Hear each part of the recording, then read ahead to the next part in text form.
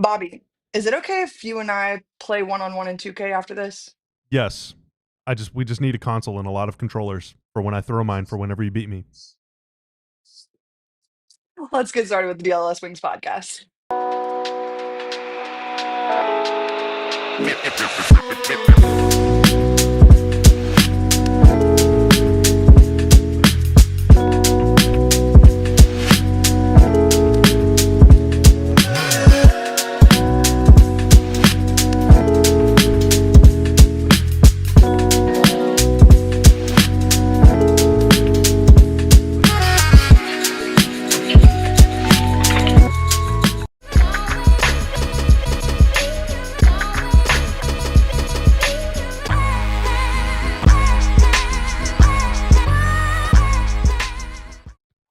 What is up, and welcome back to the DLLS Wings podcast. I'm your host, Bobby. I'm not Bobby. I'm Erika Day, and I either mess up Bobby's name, my name, KG's name, at least one time on this show, so at least we got it out of the way pretty quickly. I'm joined by Bobby Karalla. How the heck are you on this fine Thursday evening, afternoon, whatever it is for you at this point? I am fantastic. I don't actually think they're releasing 2K26 on the Xbox One or the Xbox 360, so I think it might be time I modernize my console selection. Yeah, But Bobby, I'm I'm ready to gonna play be some honest. basketball. You've got to move on. It's time. I just know that the processor on whatever console you're using is just begging you to move on. I'm not a big gamer. I don't know. Are you? Well, I'm about to get into the fact how excited I am about 2K, and it should tell you everything you need to know about me. Okay. And I was actually going to pull the hours that I've played 2K25 for this, but I think it will be embarrassing, so I don't want to do that. But I've gotten a rant off on the PHNX Mercury podcast about the quality of 2K25 and specifically the WNBA within 2K25. And listen, let me just tell you something, Bobby. I am a six-time back-to-back-to-back-to-back-to-back champion on WNBA 2K25. And would you like to know why that is? Why Because is it's that? simply too easy. Because it is just they don't have the mechanics quite right. When you play against Luca, you feel like you're playing against Luca in 2K. He's doing ungodly things. When you play against LeBron, he's putting the slammer jammer on you. But when you play as Asia Wilson, you don't quite get that same effect, and it's left me yearning for more, to say the least. When I can become six-time back-to-back champion with really little to no effort, like I'm literally playing this game at 2 o'clock in the morning after I've come home from a Mercury game so that I can come down back to earth, just a little bit. And the fact that I was able to do that six times is a little egregious. There's no draft update. Like, they don't integrate anything that they know about the future drafts. They don't allow you, the roster downloads are terrible.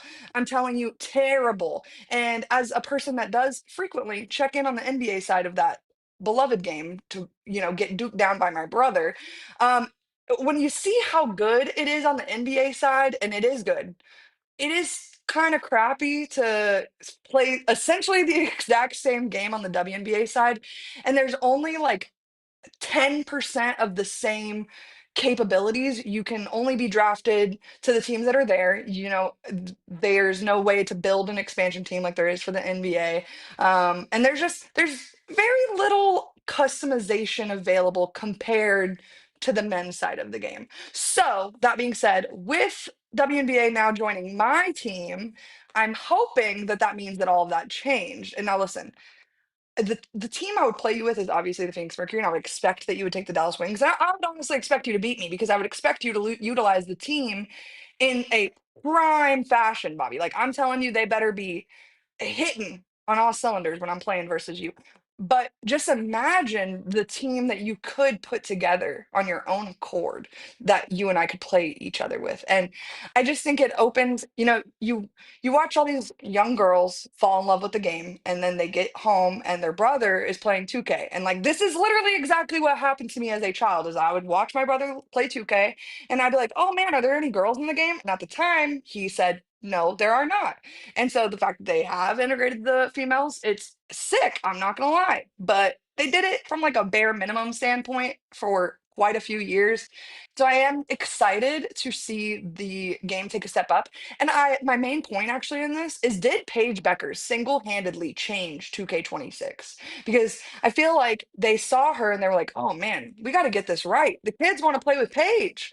And I mean, is if they do get it right, and I haven't seen the game, I haven't played it yet. Once I do, you'll get a full review from me, trust and believe that. But I just have to say, like, I think Paige can take a lot of the, I won't say blame, but the responsibility for the game getting better. So shout out Paige for that. I think I kind of agree with you. I think that you're onto a pretty interesting down a pretty interesting path here because, like, okay, think of some of the other like most famous WNBA athletes right now, like the most prominent players. Caitlin Clark, kind of the video game aspect of like pulling up from 35 is cool, but in a video game you can't really do that. Like the game just doesn't, like the physics don't let Steph Curry pull up from half court and hit, and Dame Lillard pull up from half court and hit, and it's going to be the same with Caitlin Clark. So like, all right, what else do you like to do in a video game? Asia Wilson, fundamentally sound. Tim Duncan was not fun to play with in 2K, 25 years ago whenever I was locked in, and even 10 years ago because he never retired. That jerk played and beat the Mavs until I was like a grown man. But Paige has got the dribble moves. Paige has the quickness. Paige can pull up from 25, from 15, from 5, finish around the rim. All of the video gamey stuff that makes playing with like Kyrie Irving so fun. By the way, Kyrie is Paige's favorite player, and Paige seems to be one of Kyrie's favorite players too. It does seem like he is a big, big fan of Paige. Seems like Paige might be the most fun WNBA player to play with.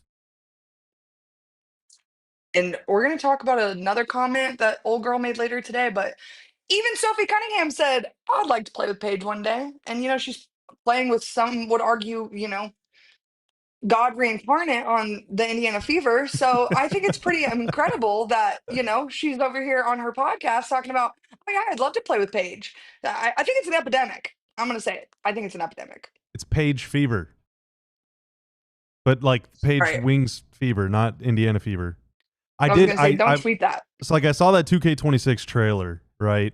And kind of the upshot is you can put like WNBA and men's NBA players on the same team now in MyTEAM, and hopefully the size remains proportionate and stuff. Like they can, it's a video game, it doesn't really matter. But like it would be weird if like Angel Reese, who's a power forward center, is like the size of a point guard, but still has like the stats of a power forward, and so is like leaping 8 feet in the air for rebounds or whatever. Like hopefully they just kind of even that all out, like height and everything. But you can, because you can put them on different teams. Like Paige begins the trailer in a Mavs uniform, which I'm like, hey, cool. And then we also see her in a Wings uniform. Then I think for a minute she's like in like a Jazz uniform, and that just really freaked me out. It kind of like deeply like that like upset my and disturbed my soul. So I do think if you're gonna do a MyTEAM, my advice and my plea is just keep Paige in either a Wings or a Mavs jersey. Like, don't get weird. I don't want to see Paige in a Sky jersey.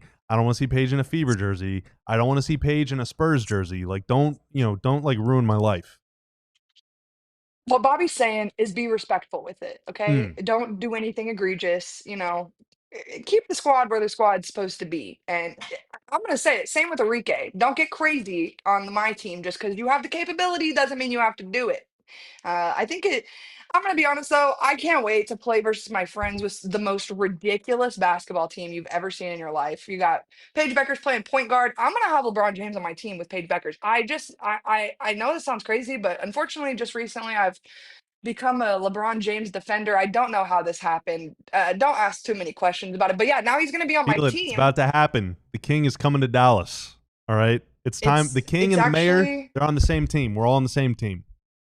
his son is playing for the University of Arizona, and it's oh, man, the comments that you get about those kids, it's like, do you think they'd ask to be born, James? Anyways, not the point of this, but yeah, I can't wait. When I saw the trailer this morning, granted, to Bobby's same note, Devin Booker in what, a Utah Jazz uniform with Satu Sabli, that's disgusting. It was Okay, funny. absolutely disgusting. To you, Yes. I was disgusted. I was like, I actually didn't notice for a second because I was watching for Paige so intently. And then I saw someone say it, and I'm like, wait a second, they did what to who? But it's okay. And Why oh, do you and then we think got to throw like John Moran in there. feels like there are really famous players from Chicago that you could have put in a Sky jersey, but they went with Shaq alongside Angel Reese. Like I thought that was just kind of a weird combo. It feels like they're I don't know what the licensing is like with MJ, but even still, there have been some other famous Bulls players that they could have gone with, but they went with Shaq, who played for a lot of teams in the NBA. Never with the Bulls. I just thought that was kind of strange. Yeah, and the other thing that I did find kind of strange is, to be honest with you, the rollout of this is a little weird considering Angel Reese is the cover athlete for the game. So, like, I am excited about the way they rolled it out. I think it was great, but when you take into account the fact that AR5 and not PB5 is the cover athlete, I think it's a little befumbling why they would have Paige narrate this whole thing. But nonetheless, you know, she's got what's the word? Motion, which is why they had her do it. So, I guess we can't be too mad at it. Yeah, no, it's cool to have. I mean, in the All City Network, Paige and Angel. Um, unfortunately, Sam Satu still. Satu. I was gonna Unfortunately, Alyssa Thomas. You know, there are a lot of really good players in the All City Network, potential MVP candidate. Yeah, I know exactly what you're talking about. and potential like I mean, I keep seeing these lists of like, okay, who's gonna make first team all W? Like, it's gonna be really really tough. But Paige is continuing to make a case. But the all rookie team's also going to be really tough, and there's wings rookies that are making the case. I don't know if they're going to make the cut, but like there's a lot of really good players in the league, and some of them are in the network, which I think is pretty sick. But it's going to be tough for them all to get their proper shine. I think.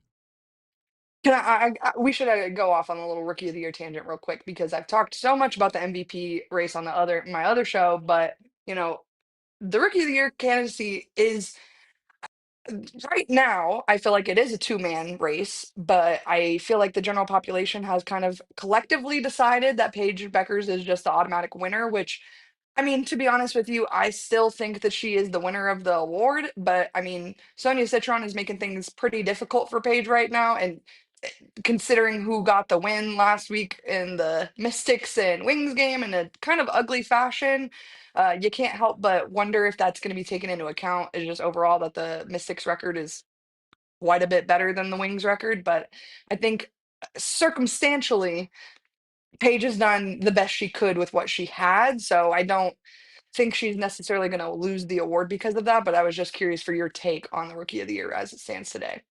It's always tough with voting because like I mean, does the fact I think it's probably a little different with rookie of the year than it is for MVP. But let's say that this was MVP voting, not rookie of the year voting. Feels like Kiki and Sonya both being really good, they would kind of like take votes from each other, you know? Or Yeah. even if they're not taking votes from each other, a voter would look and say, okay, well, there's two of them and one of her. So it's like, all right, rookie of the year is different. So I'm not sure that Kiki and Sonya are going to be stealing votes from each other, but I don't know. The records are significantly better. I mean, significantly. It's only 5 games, but still, for the time being, It that's a feels pretty big gap. significant. Yeah, Yeah. yeah. And I mean, Washington, like from the opening tip of the season, was like, whoa, they're way better than we thought. And it took Yep. Paige a couple games, to kind of like start putting up the lines. But over the last month or so, it's like every game she's playing is 27-5 with 2 steals and 47% from the floor and 37% from three. It's like she's just been really, really dang good. And so I think individually, she has had the best season. She's had the highest highs, I think, of any of the rookies. All star, she has the motion.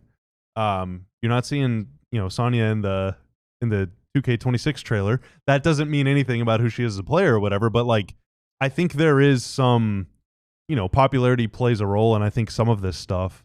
And also not to do too much forecasting about their careers or anything, but like it does feel like even if Paige doesn't win the award this year, then like 3 years from now, 5 years from now, 10 years from now, you're gonna be looking back at this season thinking like, really, she didn't win Rookie of the Year. Like they really voted for someone else. Like it feels like that. It feels like one of those things to me. Well, and I also think if you contextualize the injury of it all, and to your point, the fact that there is one main rookie with a lot of expectations on her, and also the way that people were initially guarding Paige versus the way they were initially guarding Sonia. So I think, they've they've just come into completely different situations. And I think, again, Paige has kind of done the best she could with what she did. And I think she's still, right now, with like 12, 13 games left to go, she is still has the rookie record for 20 plus points in a game in a season. So I think, she is proving to be a winning player. Whether that always translates to winning, unfortunately, due to the nature of the Wings right now, is a different story. But I think everyone understands the type of player that Paige Beckers is, and I guess I have less concerns about the Rookie of the Year race for Paige than I do maybe about an MVP race for a certain engine, vroom vroom. Than I'm also worried about. But I need Paige to win that award. I think that she should, and I think that she will, and I think that this conversation is going to change a lot of voters' minds. I know.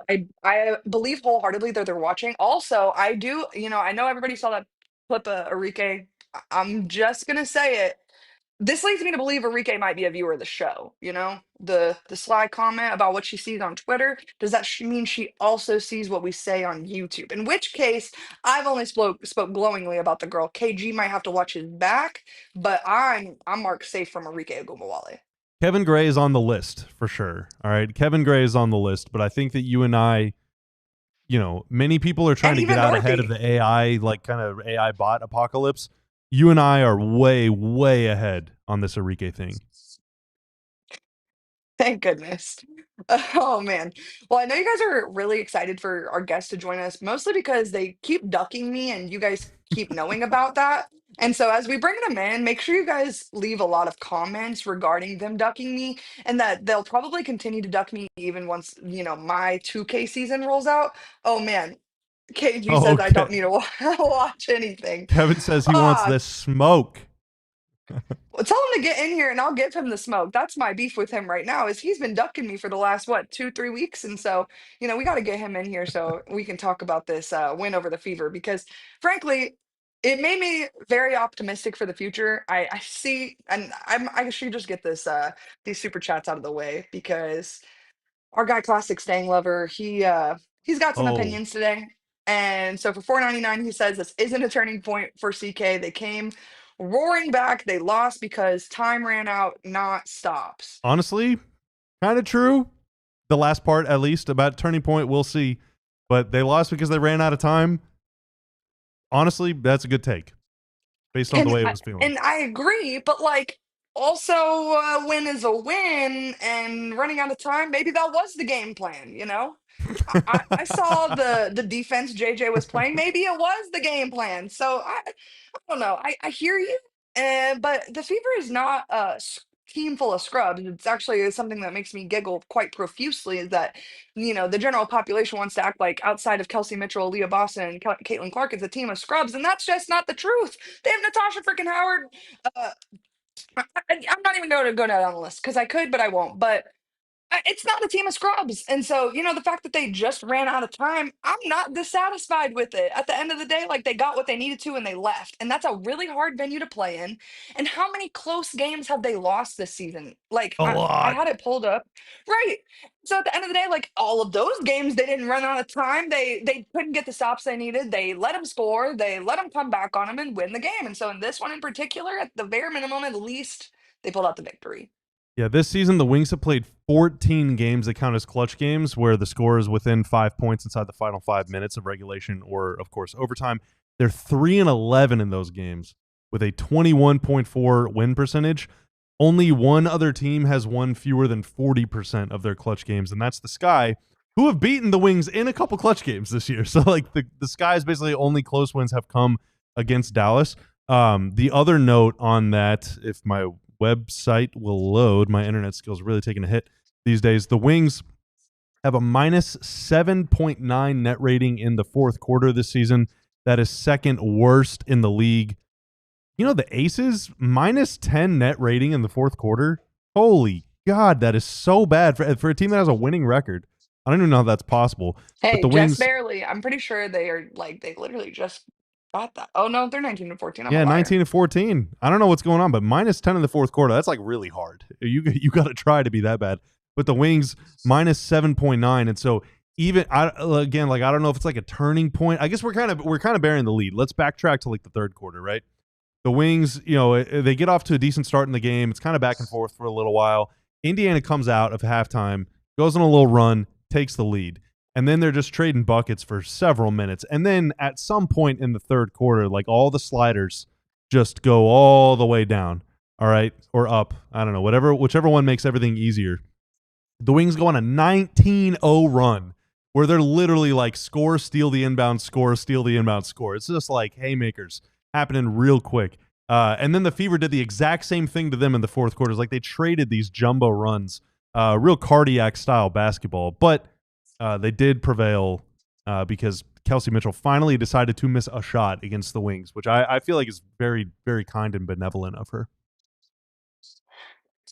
I hear you, but I at the end of the day, I'm impressed with this win, mostly because of Maddy Siegrist's role in it. And personally, it's not that I was worried about her returning from injury, but I think my optimism about the Wings, and we're going to talk about this with Dorothy in a little bit, but the team hasn't been whole, and Maddy Siegrist is the biggest filler of that hole. And so, she has been very important to this team for scoring, for rebounding purposes, for just spacing in general, so Paige can be a little more comfortable on the floor. Like, she is so important to this team, and so to see her back and really comfortable in her role again, it gave me a lot of optimism that they're building this team in the right way. I know that that's been a huge topic of discussion, but I think when you're waiting for the likes of Maddy Siegrist to come back, it does make the rebuild really hard, because how do you know exactly what the rebuild is supposed to look like when one of the biggest pieces of the rebuild is sitting on the bench injured? So I'm really excited for Maddy Siegrist to be returned and returning to her true form above all else. And I think that will bode very well for Wings fans. Look, I have given up on the playoffs. Okay, you heard me like 8 weeks in a row, like, beg these guys to give me reasons that the Wings could potentially just could go to the playoffs. Like, please, guys, we can be optimistic around here. I've given up. Okay, I've lost all hope regarding the playoffs, which is fine, but I haven't lost hope regarding the rebuild, and this Fever win is something that really ignites that within me. And I know the fourth quarter was ugly. There's no real other way to put it, but at least at the bare minimum, they put themselves in a position where that 19-3 run didn't kill them, and they could still win the game. So I'm overall not mad at it. I feel very thrilled with the way that it all went down. We're going to talk about the officiating later in the show here today, but the overall game left me with a good taste in my mouth, and I haven't been able to say that too many times about Wings games this year. It's just way better to win, you know. It is way better to win, but sometimes it does feel like the wins are like there have been okay, I need to organize my thoughts. Take a deep breath. So, there have been games like, for example, whenever Dallas was in Las Vegas, this would have been, I don't know, maybe 3-4 weeks ago at this point. It was before all the trades. And the Wings go on a similar run like they did against Indiana in their last game, where the Wings outscored the Aces like 21-4 in the third quarter. So it was just like they just routed them. And then they gave away the lead and lost the game. And it's like, okay, if you're trying to be glass half full about it, it's like, well, okay, they lost the game, but they're trying to learn to play together. They had this great third quarter. That's something to hang on to, right? But it's kind of weird because in a game where you do win, that same exact thing happens, only you win at the end of the game. It's almost like you're almost more mad because it could have been an easier win. It's like I feel like we play these, and I'm not like discounting that point of view or anything, but it really does kind of feel like we play these games with ourselves of like, yeah, they won, but like they should have won harder. Like they should have won better. It should have been like it wasn't good enough, which is true. It's not good enough. If you're up like 15 points or 17 points with 6 minutes left or whatever it is, yeah, I mean you want to win comfortably. But they have lost games like that where that has been the case. Maybe not leading by 17, but leading by 12 or leading by 9, or they're down by 15. They come back against the Fever at American Airlines Center a few weeks ago. They came all the way down from like down 25 or whatever it was in the first half. They take the lead and they immediately fall apart and lose the game by 8 or 10 or whatever it was. So like, you want to, especially in a rebuilding situation where ultimately the final score doesn't matter all that much, The process matters way more. And I think the prevailing storyline of this season is they have been pretty lousy in the fourth quarters, and that's cost them a lot of games. But there was one where it finally didn't cost them, and like that is something worth at least kind of being, it's progress. Also, once Dorothy is on here, we're going to talk about Chris Koclanes' adjustments. But the biggest one, obviously, moving JJ out of the lineup, starting lineup, and moving Maddie in. But JJ still playing meaningful minutes. Like these are all good signs. I saw a lot of people talking about JJ in a little bit of a derogatory way, which I don't really appreciate. She's a fellow Big 12er just like myself, and we don't poo-poo on Big 12ers around here. But they talk about her playing herself out of the starting position, but I'm of the opinion that her defense on Kelsey Mitchell is kind of what ended up winning the Wings the game. And so I think, as you watch these role players find themselves more in the pros, I think they will obviously improve. And to your point, the process is the important part. And I think the Fever are coached very well. They're, Stephanie. I was familiar with your game, but I'm going to pretend I wasn't for just a second. Stephanie White has done a lot with a lot of adversity this season, and so you can't be really surprised that her teams come marching back. And it's even late in the game like that. But to my previous point, like this is a very difficult arena to play in. They were able to get the win, and everyone played meaningful minutes that was important. I sorry to Isaiah James and Diamond Miller, your time is coming, and I believe that to be true. Specifically Diamond Miller. I think Diamond I Miller thought will she had both some be good moments very, in that game, I thought. yeah, yeah.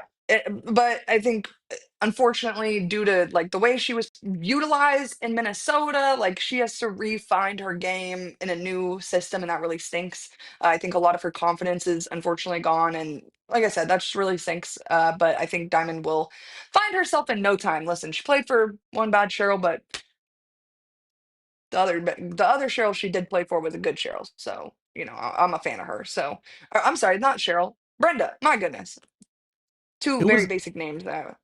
it was nice, What's like, wrong? rewind a month and a half ago, like Maddie's still out, obviously, before they get Diamond. Like Dijonay was pretty good in the open floor for them, but it really felt like a lot of the Wings' pace and a lot of the fast break offense came from JJ specifically. Sometimes Isaiah, sometimes Paige and Erika, but for the most part, it was like the smaller players, right, in the open floor. Mhm. Even Dijonay doesn't have, for the role that she was playing here, she was probably undersized for it, like because their backcourt is already so small as it is. But game against Indy, they're running fast breaks where it's like Maisha outlet pass to Diamond who finds Maddie. Or like Maisha gets the rebound, kicks it out to Maddie who's running the floor, and then dumps it off to Lee. Or Maddie just finishes herself. It's like you have bigger players that are still playing fast. You're maintaining that level of pace, that kind of breakneck style, get out and run, get free throws, get, these and one plays. But it's not just your smallest players. It's everybody. And that can create a lot of matchup issues. And it helps, like Maddie has really good touch. She's, knocking down floaters at full speed. That's very tough to do. But whenever it's everybody that's doing that, then it kind of feels like you can free up the smaller players, especially JJ in particular, to just like go insane on defense because you're surrounded by offensive players that are going to get out and run if you do force a turnover. Like it doesn't have to be the situation where, okay, I'm 5'7" or 5'8", and I'm going to get a steal and go down, and I'm going to have to try and score in the open floor. There's a center back there waiting for me. Like this is going nowhere. If everyone can get out and run, then you're creating a 1-on-1 becomes a 2-on-1 or a 3-on-1 or a 4-on-2, and you're just getting a lot of easy buckets that way. So, yeah, it really feels like they have more and they have bigger players that are willing to match JJ's freak. We should get through these super chats before Dorothy joins us because Elijah told me that Dorothy was coming in 5 minutes, like 15 minutes ago. And I don't know if he lied to me or if I've just been Oh talking too no! much, but it's okay. I forgive you, Elijah, Oh, she's trying to for call. being a fibber. She's trying to call in. Elijah says, "Is your mic on?" I don't know. I never know if your mic. Okay, I just Elijah's like to mic is blame off. Elijah for stuff. Gosh, I'm back. Elijah, I'm turn back. your mic on. Okay, period. But we did get another, this time $20 from Classic Staying Let's Lover. go. Wings have to start playing more in the paint and not just all stand around the 3 point line. Lee has to play low, even if she doesn't like it. Louisa has to get back to off the ball movement. That's what made her special earlier. I like Lee as a shooter. That leaves room I, underneath, to be fair, for like Haley to operate, Maddy to operate. Like it leaves. I like that they do that. They invert the defense like that. I like that. And then Classic Staying Lover 499, he says, like Grace starting to control the offense, but tomorrow need JJ pressing KP as much as possible to slow her down. No one stops her. Slowing down is what we need. I love that you acknowledge the fact that no one stops Kelsey Plum, but JJ can slow her down. That is true. And I think that is a big key for them to win that game. The Sparks are playing some really good basketball right now, and it's going to be a really tough game. Unfortunately, not only did you guys lose the Emma Meeseman sweepstakes after not being involved, you also lose in the Cameron Brink sweepstakes. And so, it's really tough. It's really tough. When everybody starts coming back from injury or coming overseas and signing new contracts that you didn't even know were going to get signed, it stinks when it bodes terribly for your team. But that doesn't mean it's a completely unwinnable game for the Wings. And we talked about the Wings being kind of like a playoff upset team earlier this year, just like kind of upsetting some people in terms of playoff seeding or if you were going to go to the playoffs at all. And this is where it kind of gets fun with that. So even though, the Wings aren't looking for playoff contention at this current moment, I think that they are looking to have some fun with other people's playoff standings, which bodes well for fans. Like, we've had a lot of fun already, even with only winning like what 9 games this year. So, having some fun on behalf of other people's pain is all Wings fans have been able to do this year. It's fun to ruin your enemies' days, and you could even ruin their season. You can ruin their whole winter. Like imagine how fun that would be. My whole winter was ruined literally one short year ago by the Seattle Storm. So I know the feeling real It's well. no fun, is it? It's not. It's not. Hmm. Um, You want but I me to think we're hit gonna want me to hit have. these ads? Yeah, I was literally just about to say we're gonna have more on this after this quick ad break here on the DLS Wings podcast. First, this episode is brought to you by Prize Picks. Preseason football is underway. College football is just getting started, I think, like next weekend, right? Like things are happening in sports. WNBA still going on. Baseball still going on. We got all sorts of stuff. Basketball schedule just dropped today. NHL is getting started in a few weeks, and you can have a whole lot of fun watching all these sports, but you can have even more fun by making season-long more or less picks or picks for every single night for the whole season on Prize Picks. I've won a little bit of money on Prize Picks. I was watching Cowboys Rams last weekend. I was like, you know what? I'm gonna have a little fun. I'm a film off a believer. I'm a Blake Corum believer, and guess what? Your boy made some money, and you can too. Download the Prize Picks apps today and use code DLLS to get $50 in lineups after you play your first $5 lineup. That is code DLLS to get $50 in lineups after you play your first $5 lineup. Prize Picks, run your game. Also, the sun is like right out there. Before the show, Erika was talking about what it's like to live where it's like 108,000 degrees out in Phoenix. Well, it's sunny out here, and you need these wherever you go. Sunglasses from Shady Rays. But don't worry, too, because once you get to where you're going, you're usually going to take them off, and you're going to set them right there. And then here's what you're going to do. You're going to have a great conversation, and you're going to move around, and you're going to forget that your glasses were right here. You're going to leave them behind. You're going to forget them at the restaurant. You're going to leave them by the pool, and you're going to be real mad because glasses are expensive. It's a pain in the butt to get them replaced, but not with Shady Rays. They have changed the game. If you lose or break them even on day one, Shady Rays will send you a brand new pair. No guilt trip, just replacements so you can stay looking sharp. We've teamed up with Shady Rays to bring you an exclusive offer. Head to shadyrays.com and use code DLLS35 for 35% off polarized sunglasses. Again, DLLS35 for 35% off. Try for yourself. The shades rated 5 stars by over 300,000 people. We got Bobby, I Dorothy. know this isn't a baseball pod, but I want to ask you a question real quick. All right. How do you feel about banana ball? I don't know what that is. I have an education lesson for you after this show is over, but What I is think you just banana? said the words that Dorothy is ready. Oh Oh, the yeah, Savannah Bananas. exactly. Okay. I'm Elijah. aware of who they are. Yeah. So, but you've never watched for fun? I've seen some clips.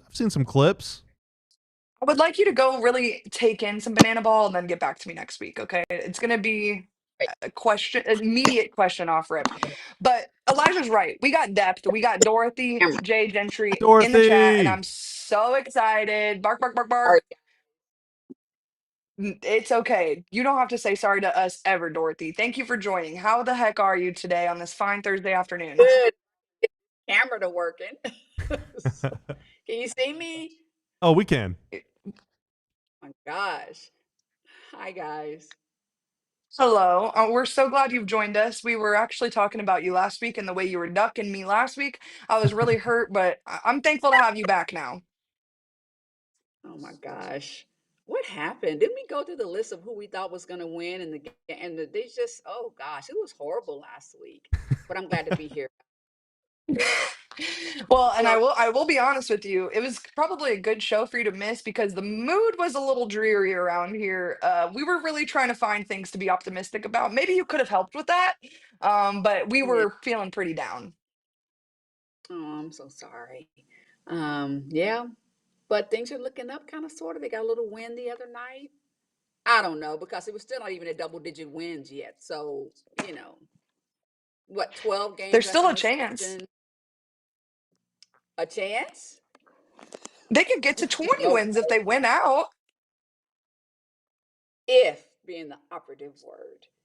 I appreciate that optimism, You though, guys Erika. see me? Can you all see me? Can you scoot a little bit We to sure your can. left? To my left? Because I feel like my camera Yeah, is there you off. go. Oh, there you Oh, go.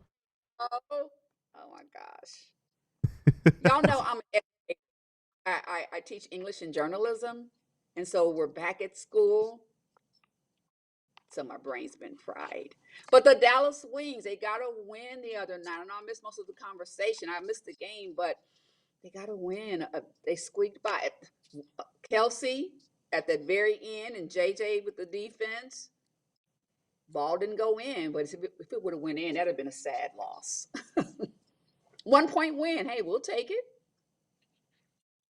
Listen, any points over 0 is what I want. So any point victory, I will take that. And let's face it, a Wings win is basically a win for America, and so that at least they got us that. A win Um, for America. Yeah, that's that. Yeah. You can't help but root but for. Go ahead. you can't. They have great players, fun rookies, Erika Ekwumbawale, and then Bun Man over there making all the X's and O's happen. I think it's a fun time. I know that everybody else is having a not so fun time, but that's kind of actually why I'm glad we have you here, Dorothy. Oh no, have we lost Uh-oh. Dorothy? I'm right here. Something else for me to blame. Oh, I'm here. all right. Well, there she is. I'm Okay. here. Um, something else for me to blame Elijah for. But I am excited to have you because I we were gonna have a little conversation about Chris Koclanes last week, and Mm-hmm. if it was if he should just if the Wings should part ways with him at the end of the season or if they should give him a year two. And we didn't really want to have this conversation without you Yeah. because first of all, you are boots on the ground. You know him, you talk to him. You also talk to the players and know their relationship with him. And I think that there's more value in hearing about their relationships from you than either of us who are just pure speculation and giggle havers. So I'm looking for some a little bit of insight on just kind of the relationship right now between Chris Koclanes and the rest of the players in the locker room and just kind of what you're seeing boots on the ground.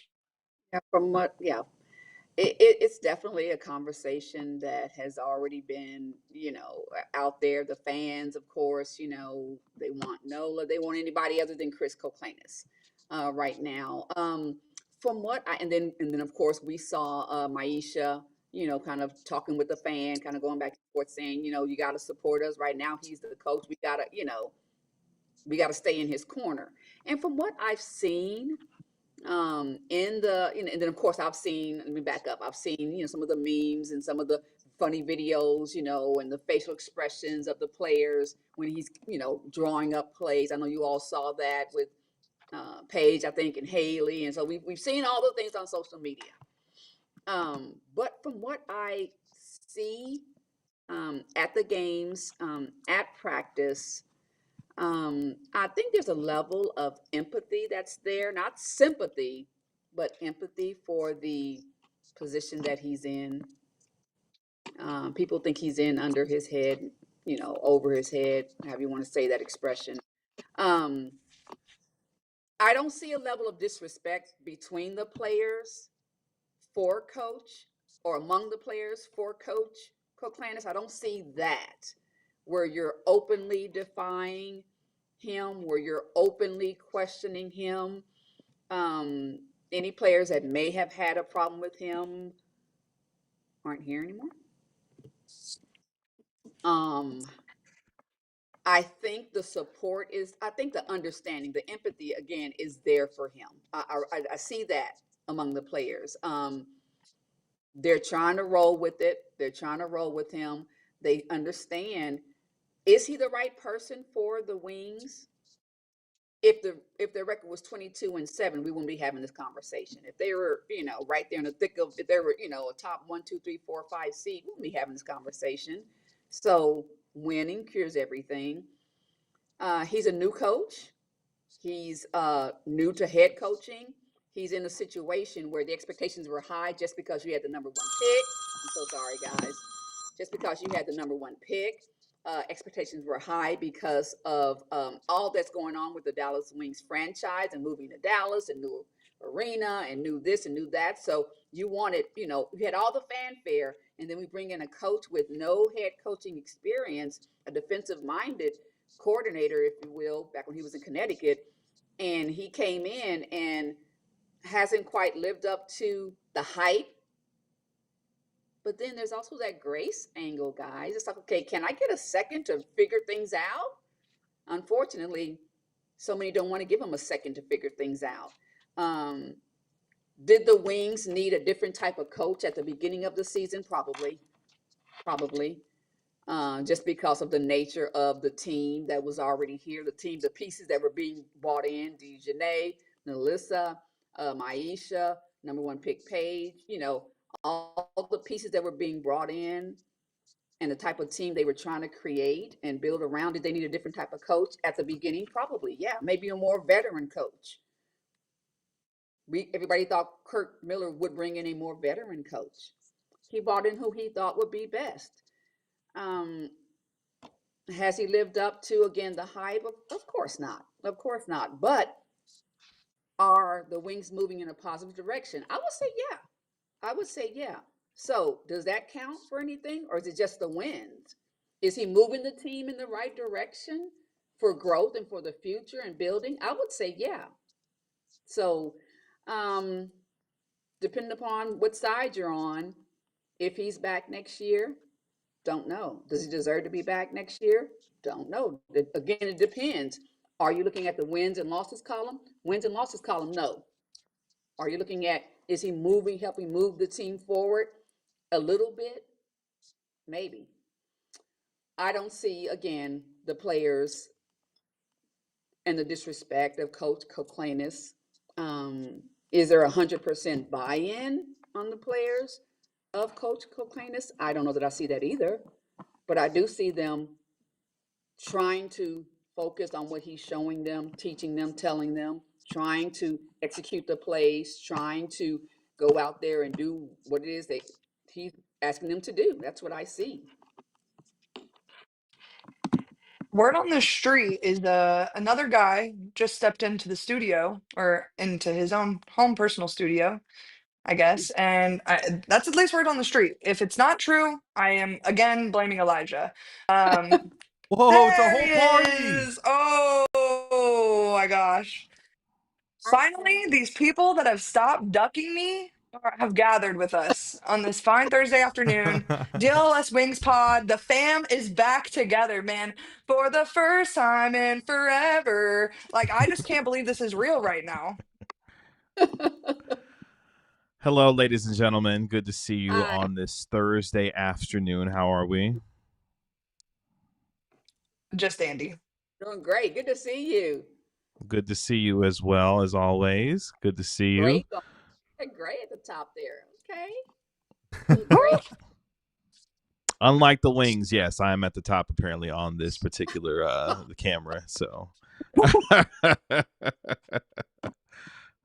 Fired. Well, KG, I'm sure you enjoyed your time away from the show, but we were talking about Chris Koclanes and his adjustments and, his development throughout the season and how it's come along. And I'm sure you've got some thoughts for us on this particular topic.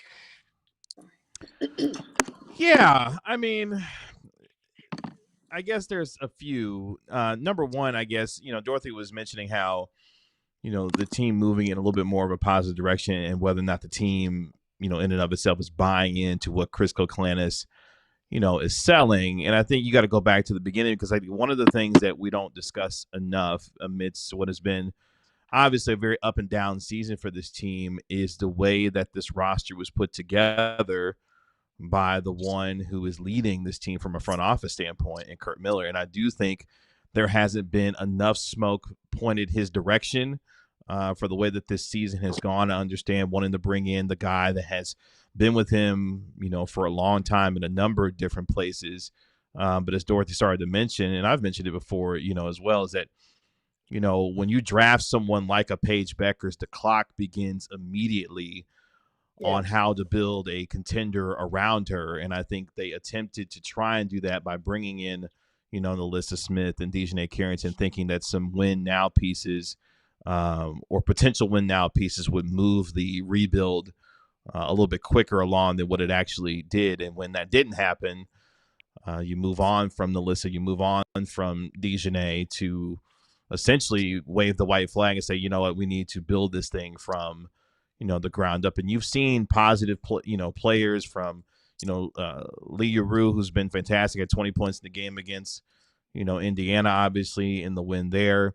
They've had hardship deals and, multiple short contracts with Haley Jones and now Grace Berger's and, the lineup as well has been playing, well for them since coming there too. So it's been a lot that Chris Koclanes has had to deal with. Is there some grace that should be afforded to him? Yes.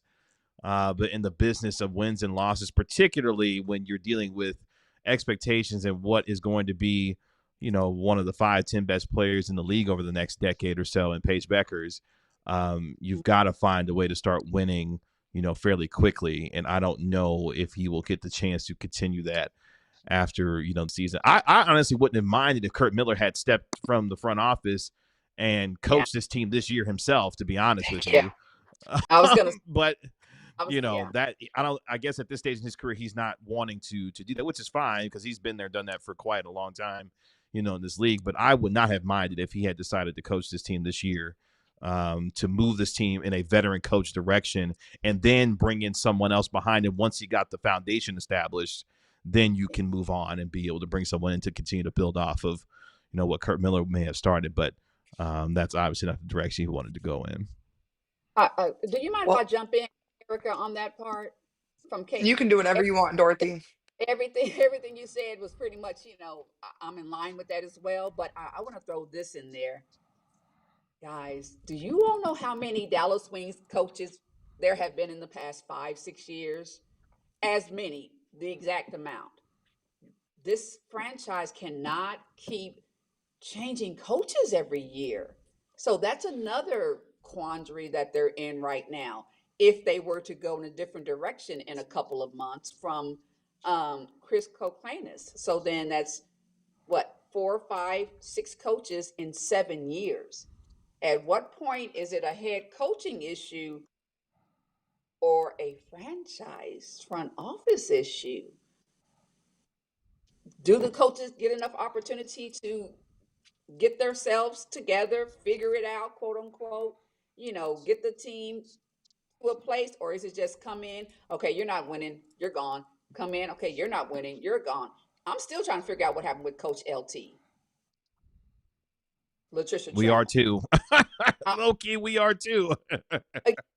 No shade to Chris Koclanes, but I'm still trying to figure out what happened with LT.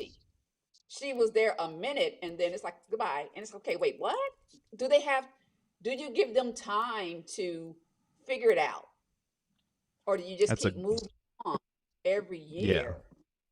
Yeah. That's a Greg Bibb question. for sure. It's like also if you're trying to build something, right? Like Dorothy, like what you were saying, even if the coach in charge like is, let's say, just the worst coach of all time, as long as they're not like committing crimes or something, like you want to build something, but nobody can come into a situation that is kind of feeling pretty weird and just thrive. So like obviously, the Wings had the number 1 pick several years ago. Charlie Collier, that just didn't work out. But as recently as like 3 drafts ago, they were super aggressive, made a bunch of trades to get as many first round picks as possible. I mean, I'm talking like 3 picks. I think they had the 2nd, 4th, and 5th pick in one draft recently or something. I mean, they were making a lot of moves, and like virtually none of those players are even in the league anymore, let alone contributed to the Wings at all. And so, if you come into a situation where you don't have a lot of youth already, you don't have a lot of continuity as it is because you've spent a lot of picks on players that aren't producing, so you're getting even more players in here that are taking their job. So like it's just been like a sea of change that this team has been floating in for a really long time. And so if you are trying to establish a direction, like you got to start somewhere, and that could be kind of ugly. I think that's what made, trying to bring in veterans like Dejanay and Alyssa, kind of like what you were talking about, Dorothy. I thought that would be kind of a smart move to like try and build some experience, build some credibility and all that stuff. But then you have a rookie coach, and that makes it kind of weird. So like maybe that was a mistake, but it wasn't like Chris was the guy that was doing that. That was someone else doing that. So it's just like there's just been a lot of unsteadiness. All you want to do is get to your destination safe and sound with as little turbulence as possible. But it's been a bumpy ride around here for many years now. And so, I mean, I wouldn't expect it to just smooth out right away. Totally agree. Totally agree. This is bigger than Chris Koclanes is what I'm trying to say, and what you just intelligently said. It's bigger than that. It's so much more. So when you say should he be here, should he not? It's like it's more to it. And they got to figure it out because the season's going to be over here in a couple of months. We got 12, 13 games. September 9th or 10th is the last game of the season. So I got to figure it out. And to that point, I'm not necessarily, I don't believe in the idea of tanking games for the sake of tanking games, but also I do believe in ethical tanking. Like compete as hard as you can in these games. And if you happen to win, okay, not necessarily the best outcome, but okay. But this team is right now, if you look at where the standings are, this team is in the number 1 spot for the number 1 overall draft pick in 2026, which at the top of it has Lauren Betts. If you want to get real fun, AZ Fudd is sitting there as well. Potentially, the Stephen Curry of the WNBA coming in next year. If you want to get really fun, which that's another conversation for another day. So, down the last 11, 12 games of the year, you want to see things from young players that are growing. Obviously, Paige is going to be a star for the next 10 years.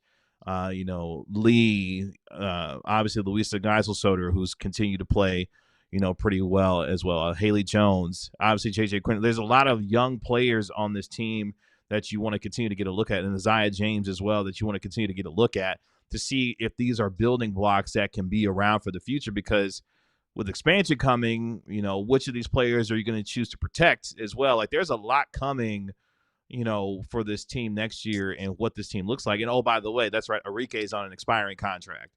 I know that there's reporting that they're, want to bring her back, for the long term. I don't necessarily know if that's the right direction to go in. But again, that's not for this conversation today.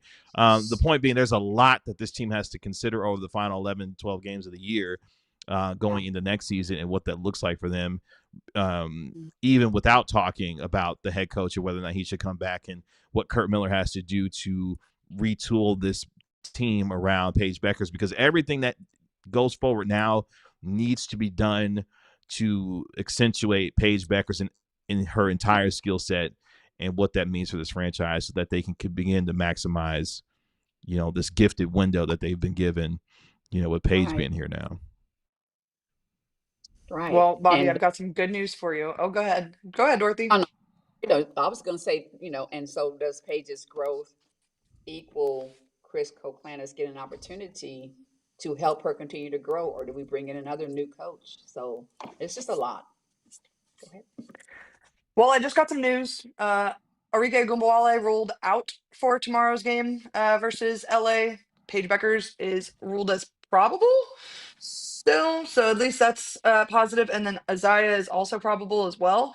Shout out to my guy David Beansure. I know he's in the comments for texting me that information while we were live, so I don't have to be on the X.com app while we're doing this. But they do have to take on LA tomorrow. I did talk about it earlier. LA's playing some solid basketball right now. To your guys' point, Miss Trammell's got them playing some good hoops down in LA. And so, what do you guys think of this game tomorrow? Can the Wings win it? It's in College Park Center. I'm hopeful, but at the same time, like, to my own point, the Sparks are playing really good basketball right now. Bad time. They won 7 out of their last 10. It's gonna be tough. They got good size too, and teams with size. They turned that switch back on. I mean, quickly. It's like out of nowhere, because the first part of the season they weren't this hot. Yeah, Azrae Stevens is leading as far as most improved player. I mean, her, Veronica Burton, who's been talking about Dallas Wing, for example. Veronica Burton's been fantastic for the Golden State Valkyries, but yeah, I think Azrae Stevens is right now. I would put her at the top of the list for most improved player. I mean, she's can shoot. Obviously, she's improved her efficiency as well. So, my hot take when it comes to this game and moving forward for Dallas is that I'm not rushing Erika back for the rest of the season. So I think Dallas should be very judicious in how they manage her, but I'm not rushing her back for competitive reasons, if you will, down the stretch. I think the Sparks, are they're like right there within striking distance of the playoffs.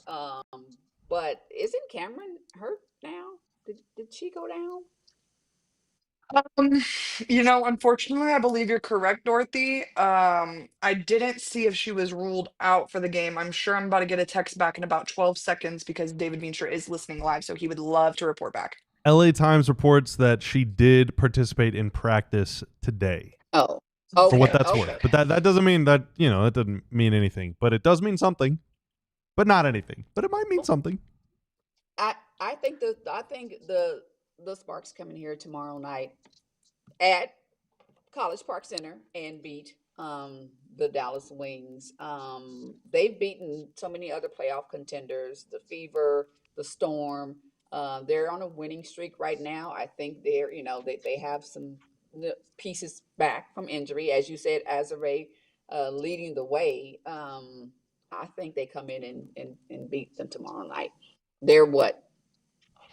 1 or 2 games under 500. They have a pretty good record, like 15, 17 or so. I believe 2, actually. Yeah, 2. Okay. Yep. Yeah, I also think the Sparks are going to get the win in this one. I think it's probably not going to be close. I think Kelsey Plum is going to come in, do her thing. Rakia Jackson's going to come in, do her thing.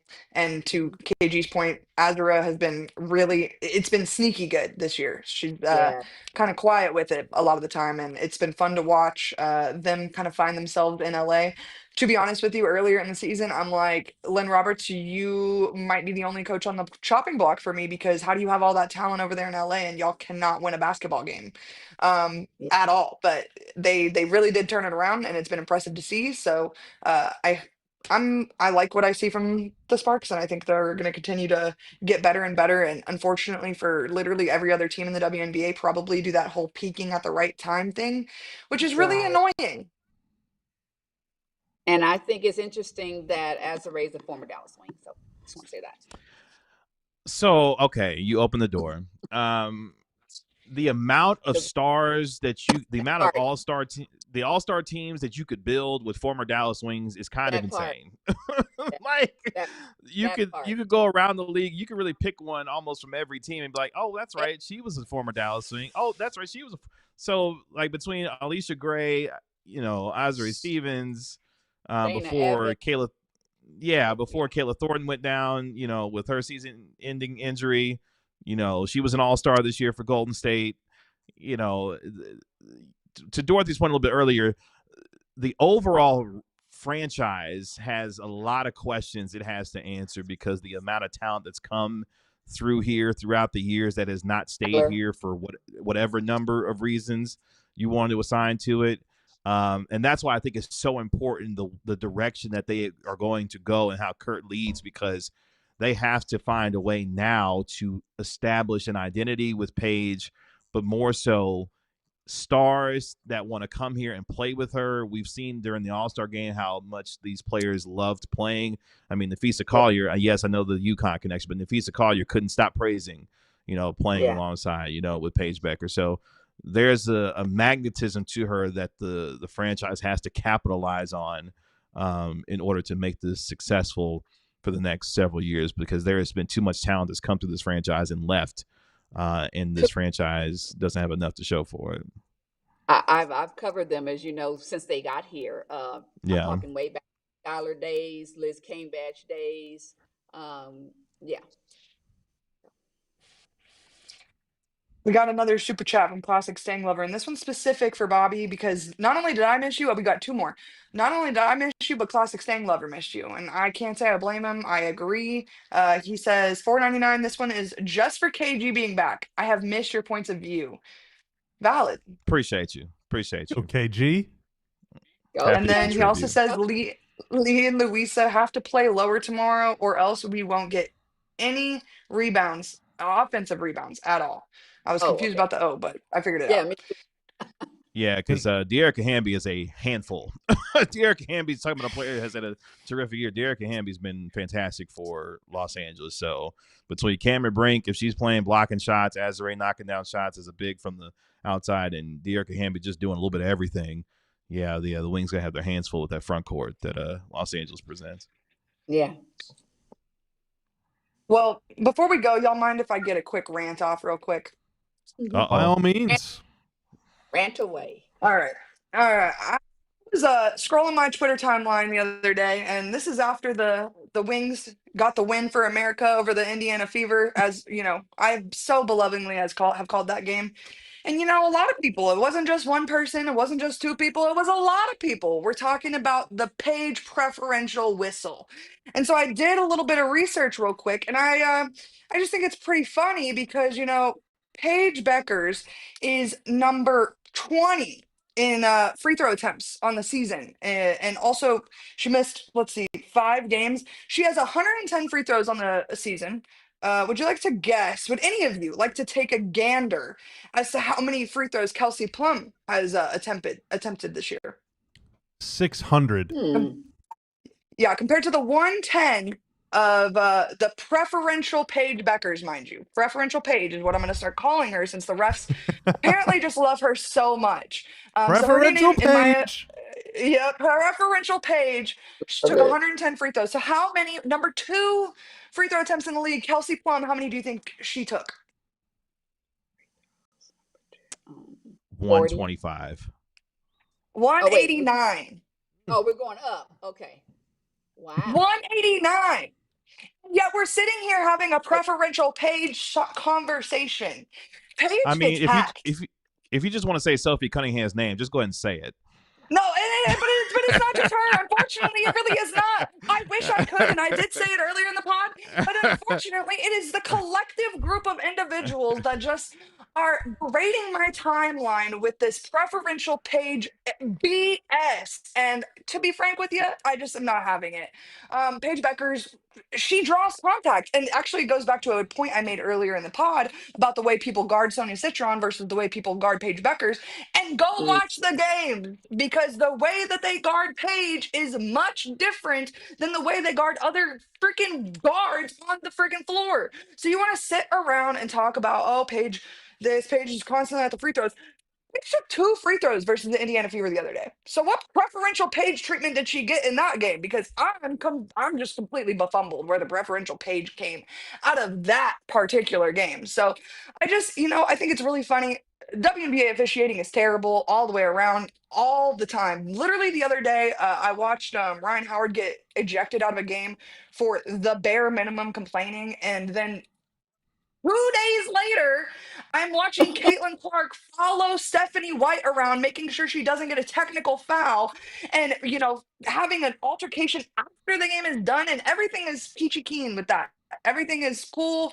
Everyone's cool, calm, and collected. Paige Beckers, though, if she takes 2 free throws in a game, unfortunately, she's now preferential Paige.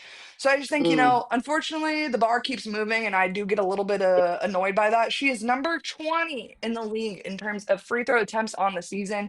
Yeah, sure, she missed 3 games, but so did Asia Wilson, who is leading the league in free throws. So I just think there's context to all of this and the way that people are guarding Paige. Like, they can't call everything. And, I have this conversation all the time on the Mercury show about Alyssa Thomas. If they called Alyssa Thomas for every foul she committed, that girl would literally never play basketball. And so, again, if they called every single call on Paige Becker's defender, we would literally never watch basketball. Same thing if they did the same thing for Caitlin Clark. So the double standard is crazy. These coaches that are going to the podium talking some real braverism words about the preferential treatment is absolutely diabolical. The officiating's been bad. It's bad for everybody. It's bad for the Phoenix Mercury, Dallas Wings, Las Vegas Aces. It doesn't matter if you're the best player in the league. They still hack you and they get away with it. So I get a little frustrated. Just a little. No, I get Preferential Page is just like, that is egregious, guys. Like, what conversation are we having here?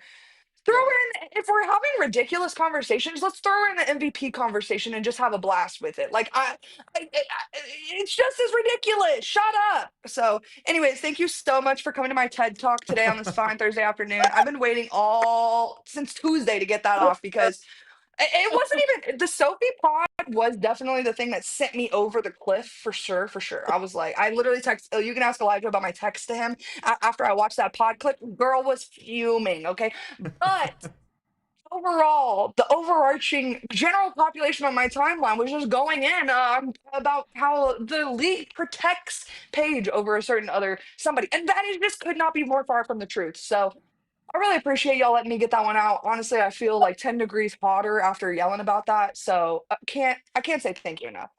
And here. WNBA officials, watch out because this is not good. Love it. Name somebody who gets more riled up on behalf of Paige, protected Paige. They just come up with a new PP name every time we have this pod. Protected Paige, privileged Paige. Like, oh my gosh, it is just crazy. So I Love it. appreciate you guys all for letting me get that one off. I can't believe we have to wait till tomorrow to watch the Sparks game. I wish it was today. There was someone on my timeline this morning that said Paige Beckers plays basketball today, and I was like, oh, that's actually news to me. Thank you for that. And then I was disappointed when I found out that they were actually spreading false information. So we would never do that. The Dallas Wings will take on the LA Sparks tomorrow in College Park Center, where I'd imagine Yeah. Dorothy's going to have some boots on the ground. I think so. I'll be there. She's like, I'm not sure I want to commit to that. The smoke you got for the refs is the same smoke I got for the WNBA schedule makers. But we'll talk about that at some point down the road because I don't know who is in the office running that, but, never mind. They need to, Not the good. Excel Not sheet great work over is there. Flawed. Not great work over there from the WNBA schedule makers. Are you guys happy with the Mavs schedule? I have to ask. I was actually a little worried. I was like, oh, is the Mavs schedule going to come out while we're live? That would be terrible. But my time zones are messed up. So I don't think it did. I mean, 5 straight home games to open up the year, 13 of their first 18 at home. I like it. That sounds like a fun time, man. You're going to see Cooper Flag 13 times in the first 18 games? That's at crazy. Home. Yeah, at home. My gosh. It's not bad. Color, y'all spoiled, man. You might have lost out on somebody else, but Cooper Flag is going to be so fun. So I'm lot. Excited for all right, we've been through a lot. Let's be easy about throwing around the word spoiled around here. Well, apparently, future favors the bold around here these days. So we're just living in that truth, apparently. Well, I appreciate KG and Dorothy most specifically stopping and coming by today. I know. I don't know if I just got on your guys' nerves a little too much. I would understand if that's the case, but I hope you guys will continue to join us. And Dorothy, I know you're at school, so I extra appreciate you. Oh yeah, No, I'll definitely be back for sure.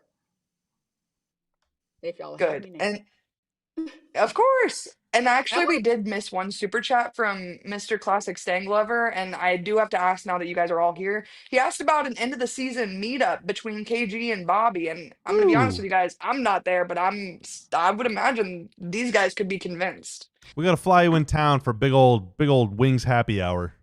DLLS wings happy hour. well, I Yeah. see a watch party with KG and Bobby, so I'm not invited. Super chat. Oh, Dorothy, you'll be there. You have a Mhm. standing invitation. I'm Okay. That's right. Hey, right now, so You Well, are thank you guys all for. Yeah. Sorry, I didn't mean to cut you off, KG. That's my bad. Oh no, you're all good. You're all good. Did I forget anything before I get us out of here today? Well, I would say we're going to be live on a day next week, but I actually think I can more confidently start to say we will be live on Thursdays next week. I'm getting a nod from Bobby, which means he's probably getting a nod from Elijah, which means we're probably in. Nods all around. We're all nod. Right. Well, I will, if not, you guys can count on us updating you on the DLLS_wings on Twitter, where we will make sure you're up to date with all things wings and DLLS Wings podcast, because those are the most important things in Dallas right now. But until then, we want to thank you guys for tapping in with us. Be sure to leave a like, 5-star review wherever you get podcasts, and we will see you guys next Thursday. bye, everybody. We all silly like the mayor.